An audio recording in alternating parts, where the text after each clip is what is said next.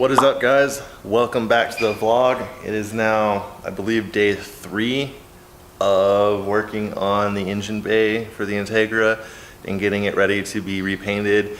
I'm just gonna do a cheap way this go around. I'm just gonna spray paint it and see how good it comes out. And then when I do the second motor swap down the road, I'll have it repainted again, but professionally repainted so it looks even better. So just right now, I'm just giving it my best shot at just doing it a cheap way to make it look better for now. So if any of you guys are interested in doing this at home on your own, I'll just give you a list of the parts and stuff like that that I picked up, and we'll see what it looks like. So I went ahead and already picked up everything earlier today before I got started. So let's give you a little rundown on everything that I got. So let's check it out. All right, so here's everything that I picked up this afternoon. Everything you can just get at your local shops, nothing really too crazy. I went ahead and picked up some, let's see here. So I got this Purple Power. It's a degreaser, but it's not diluted, so it's kind of something you want to use more if you have like your engine out and everything like that. I have heard of people just using simple green to degrease their engine, stuff like that, which is perfectly fine. That's something you would want to use more so if your engine was still in there, so it protects your wires and stuff like that a little bit more. This stuff's a little bit stronger than that, so that's why they said that.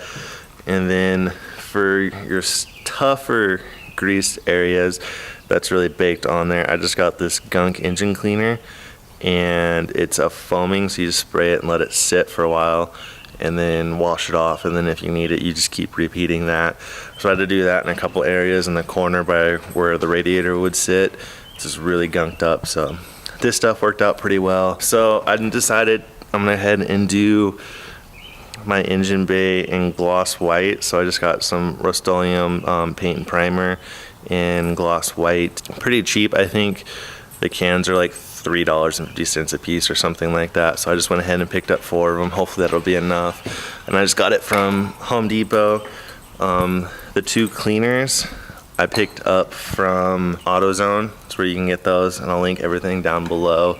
And then I went ahead and picked up, just so everything has a little better stick, I picked up this self-etching primer as a base. I know the white has primer in it already, but I figured this would be a little bit extra. That way everything has a good stick and it doesn't come off. So I got 3 cans of that, and that's a little bit more expensive. I think it was like $4.80 for a can. And then I picked up some black for another project that I'm going to be working on that you guys will see later. I also picked up a drop cloth just so I can cover up the rack and things like that, because I don't really want to get paid on it. I got some blue painter's tape to mask a couple things off, and then I just went a little extra step and I picked up a couple sanding blocks. This one's 220, the other one was an 80 grit, which ideally all you're really going to need is the 80 grit. As far as I could tell, the 220 is kind of a waste of time, at least in my opinion. So I just used the 80 block to kind of sand everything down and make it a little bit smoother and a little bit more, I guess, rough, so the paint would stick better. I also picked up the same thing. I picked up 80 and 180 grit for the circular disc, but I actually didn't need those, so you don't have to get those if you don't want to. The hand sanding block worked just fine. There's a lot of areas you really can't get an orbital sander into. And then I also got these scrub brushes. They're for, like, they're in the car wash section or something like that. Worked out really well just to spray your degreasers on and then get in there with that brush and scrub around, and it helps break it up a little bit. So all this stuff I got from Home Depot or from Autozone. So I'll link that down below if you guys want to go check it out. So yeah, so that's all the stuff I'm going to use for this. Hopefully it comes out the best of my ability. Like I said, I'm not going for perfection right now. I'm just trying to make it look a little nicer.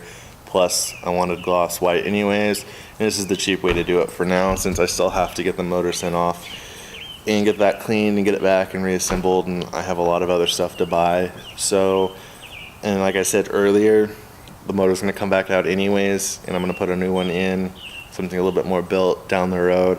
And when I do that, I'll go back through and I'll actually like close up all the holes, and I'll shave everything, get rid of everything I don't need, and weld all the holes up and really make it look like 100%. I'll have a good paint done then. So this is just a temporary fix right now for the next year or so.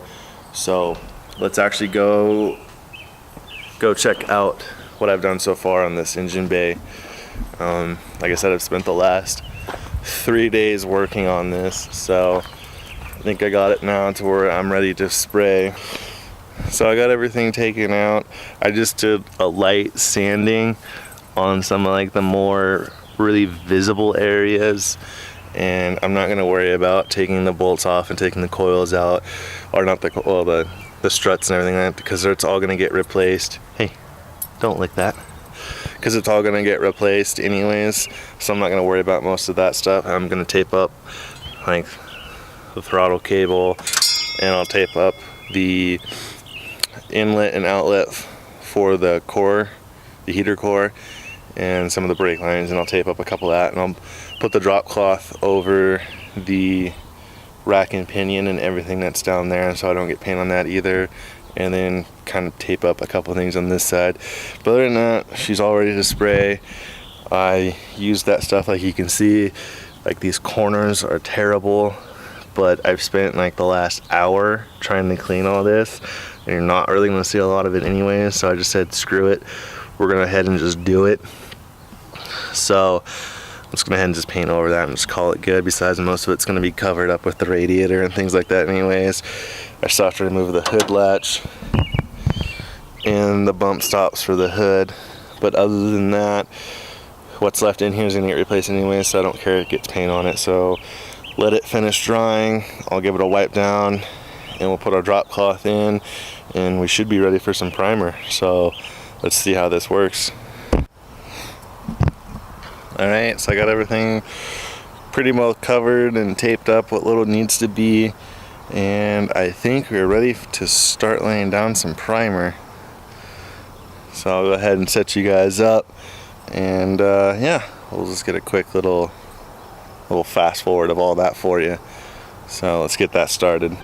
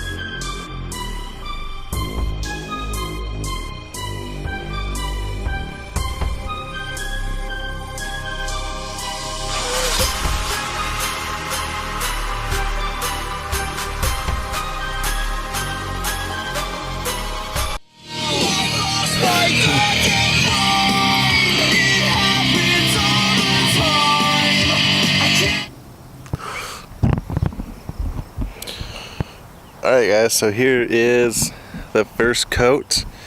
This stuff's pretty cool. Like I said, it's just, let's see if it'll focus on that. It's called self-etching primer. Stuff's pretty cool. It literally only takes like 15 minutes between coats. It dries so unbelievably fast, so there's not really a lot of downtime, and one can pretty much did a good coat on the whole bay, so I'm pretty happy with it. Like I said, I bought 3 cans, so it should come out just right, and then we can get on to paint. So let's go ahead and get the second coat on here.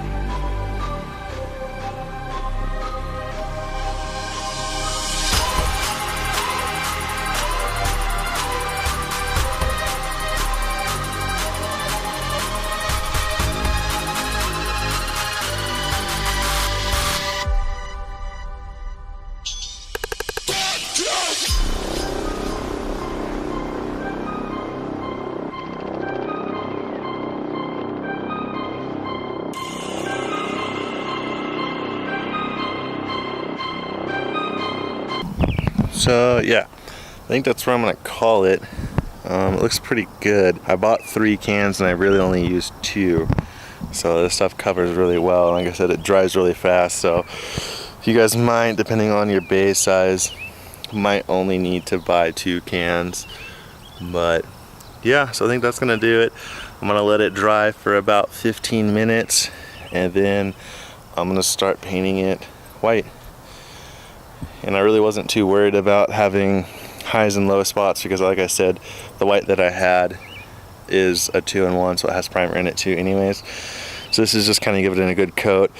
The self-etching primer just is like an extra bonus to really get your paint to adhere and get a good stick on it. So that's the reason why I wanted to use it. So we'll see what it does. So let's let it dry, then we'll get started on the next one. Alright guys, so the first coat of white is on. It's super light. I'm just trying to get like coverage area. The nice thing about already having it primered is that you're not going to need very much white to do this at all. So that's nice. I might have overbought actual like white too much too. I might be able to do this entire thing in only 2 cans, but we'll see. But so far so good. Everything's looking really good.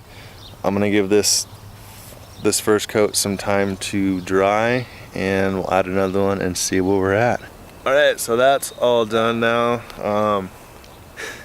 Wasn't too terrible. I mean, it is my first job. It was something I always wanted to do on my last car and never really wanted to pull the motor.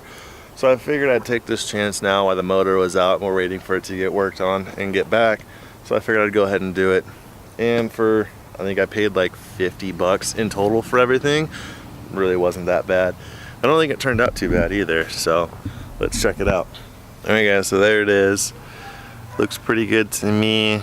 I'll know more when I can see it in kind of direct sunlight, but so far so good. It looks pretty good. My first time painting a bay, so works for me for now. Like I said, we'll probably be redoing it again down the road anyway, so but yeah, I think it looks pretty good for my first time. So yeah, so I've been at this since probably, I don't know, 3 o'clock this afternoon, and it's now almost 9. The sun's gone down and I'm losing light, and it's that time of year again. The mosquitoes are coming out like I'm nobody's business. So I think I'm gonna end it here. If you guys like what you saw, please leave a thumbs up, comment down below if you have any questions, and like always, please subscribe.